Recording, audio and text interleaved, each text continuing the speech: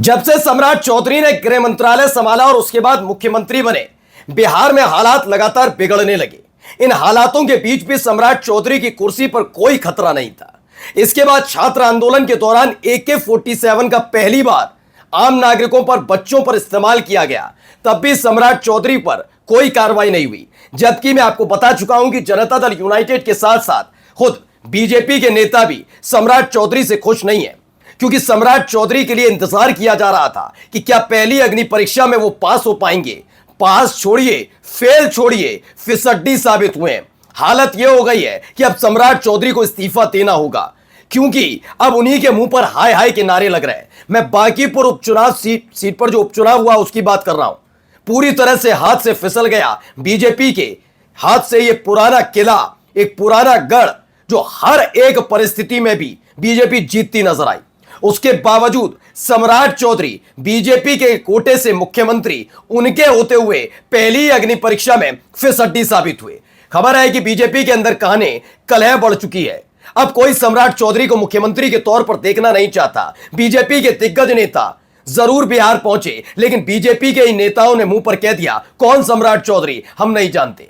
अब सम्राट चौधरी का इस्तीफा होगा, इस तरह की खबरें हैं, क्योंकि बांकीपुर सीट जो हर परिस्थिति में बीजेपी जीती, वो इस बार हार गई। क्या हालत है बीजेपी के दफ्तर पर, वो देखिए। जनस्वराज के दफ्तर पर किस तरह के हालात है, वो देखिए। कितनी बड़ी जीत है प्रशांत किशोर की, वो भी दिखाऊंगा। और इस हार से क्या क्या होने जा रहा है इसके बाद, वो भी दिखाते हैं। नमस्कार, मैं हूं प्रज्वल गौतम और आप देख रहे हैं खबर चौक। ये ऐसे हालात में जब लगातार कई तरह के सवाल सम्राट चौधरी पर उठ रहे थे। सम्राट चौधरी का मुख्यमंत्री बनना ही अपने आप में बीजेपी के लिए अंतर्कलह को जन्म देना था। दरअसल सम्राट चौधरी कभी खांटी भारतीय जनता पार्टी के नेता नहीं रहे, यानी भाजपाई नहीं रहे।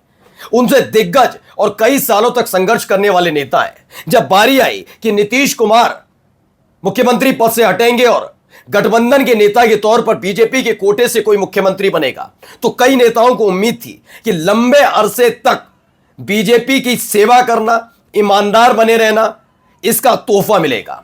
लेकिन आरजेडी से आए हुए सम्राट चौधरी, जिनका अपना एक इतिहास, बड़ा विवादित इतिहास है, उनको कमान सौंप दी गई। नाराजगी पहले से ही थी, लेकिन आदेश मोदी शाह का था, इसलिए सब शांत रहे।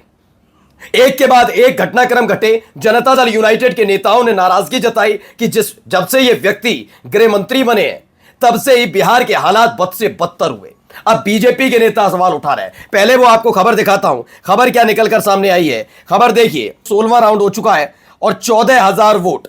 ये आसिफ खान है, पत्रकार है, उन्होंने भी लिखा 16वां राउंड हो चुका है। प्रशांत किशोर 14,000 वोटों से आगे है। कुल मिलाकर अब 6 से 7 राउंड बचे हैं और इन राउंड में अब प्रशांत किशोर को आप पीछे कितना कर पाएंगे देखना होगा।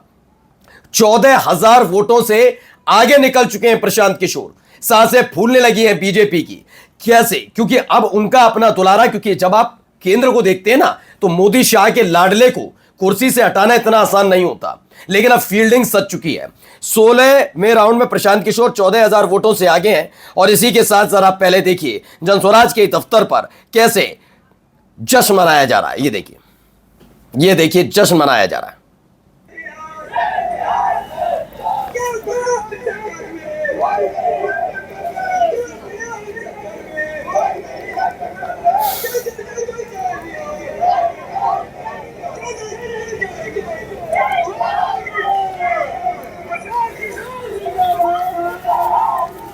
ये देखिए जनस्वराज के दफ्तर पर कुछ इस तरह से नारेबाजी हो रही है, जश्न मनाया जा रहा है।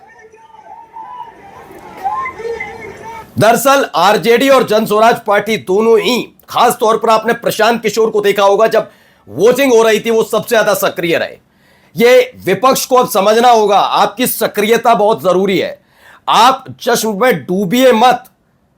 आप न केवल वोटिंग वाले दिन, आपको काउंटिंग वाले दिन जश्न नहीं मनाना कि आप बढ़त आ गई है नेताजी के जिंदाबाद के नारे। सबसे पहले यह देखना है कि काउंटिंग स्थल पर मौजूदगी पूरी मजबूती के साथ होनी चाहिए। पश्चिम बंगाल में इन लोगों ने खेल किया था। यह पुराना किला है बांकीपुर, जहां पर चुनाव कभी हारे ही नहीं। भारतीय जनता पार्टी मतलब जीत, यह सुनिश्चित था। यहीं से थे नितिन नवीन राष्ट्रीय अध्यक्ष। वो बात अलग है कि राष्ट्रीय अध्यक्ष की कुर्सी पर कोई खतरा नहीं है, ऐसा कहा जा रहा है। लेकिन क्या आरएसएस इसे भूल पाएगा? पहला सवाल। दूसरा, जो सम्राट चौधरी बिहार पर थोपे गए मुख्यमंत्री, उसे बर्दाश्त करेंगे दूसरे गुट के लोग? क्यों कह रहा हूं बताता हूं अभी आपको। पहले जरा ये देखिए हालात क्या है। ये दफ्तर है बीजेपी का, यहां क्या हालात है, कोई नहीं आ रहा, कोई पूछने वाला तक नहीं। ये ताजा तस्वीरें पहले देखते चलिए। भारतीय जनता पार्टी बिहार, जैसे शुरुआत में तो लड्डू वड्डू सब बना लिए थे इन्होंने, बहुत अच्छे तरीके से तैयारियां चल रही थी कि अब बड़ा मजा आ गया था कि भाई अब तो चुनाव जीतने जा रहे हैं, तमाम चीजें हो रही थी। लेकिन यह हालत खराब होती नजर आ रही है। ये तस्वीरें आप देखते चलिए, कोई पूछने वाला नहीं, सन्नाटा पसर गया है, हालत खराब है। बिहार भाजपा कार्यालय में सन्नाटा पसरा है। बांकीपुर विधानसभा उपचुनाव में प्रशांत किशोर लगातार बढ़त बढ़ाए और अब ऐसे स्तर पर पहुंच गए कि वहां से उन्हें हराना बड़ा मुश्किल होगा। एक तरफ जनसुराज के दफ्तर पर नारेबाजी, जीत का जश्न, दूसरी तरफ बीजेपी के दफ्तर पर लगातार सन्नाटा पसरा जा रहा है। और तो और खबर देखिए कैसे हाय हाय के नारे उन्हीं के मुंह पे लग रहे हैं। ये देखिए, यह हालत है।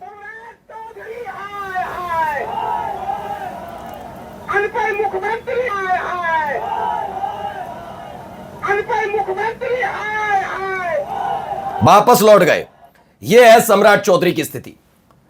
आप अंदाजा लगाइए कि कितना गुस्सा। मैं फिर कह रहा हूं, अगर विपक्ष हो तो माना जाता है कि विपक्ष का तो काम ही होता है नारेबाजी करना, आलोचना करना। अभी आपको दिखाता हूं, इस चेहरे को जरा गौर से पहचान लीजिएगा। क्यों मैं कह रहा हूं सम्राट चौधरी का इस्तीफा होगा, आप सुनिएगा तो समझ जाएंगे। सुनिए।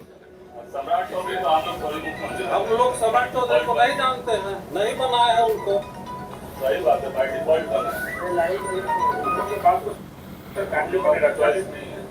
बहुत उम्मीद के साथ सुन रहे बीजेपी के तमाम नेता हैं जो साफ साफ कह रहे हैं कि हम सम्राट चौधरी को नहीं जानते, वो बाय डिफॉल्ट बना है।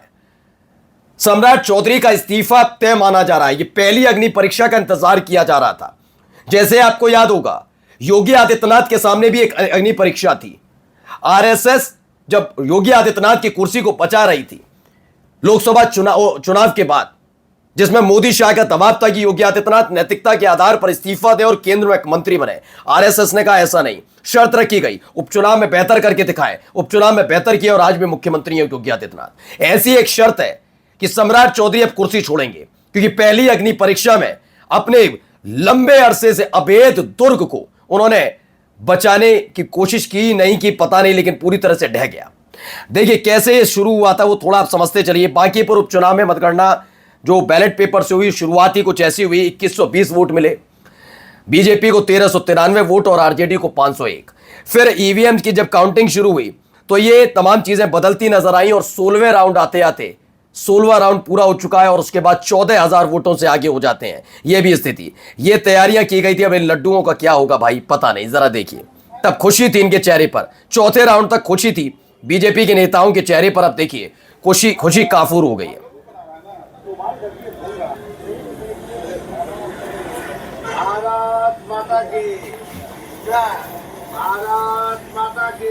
उतना था भी नहीं, 200 किलो लड्डू बनाए गए। अब इन लड्डुओं का क्या होगा, क्या करेंगे इन लड्डुओं का बीजेपी के नेता, बताइए। नमस्कार।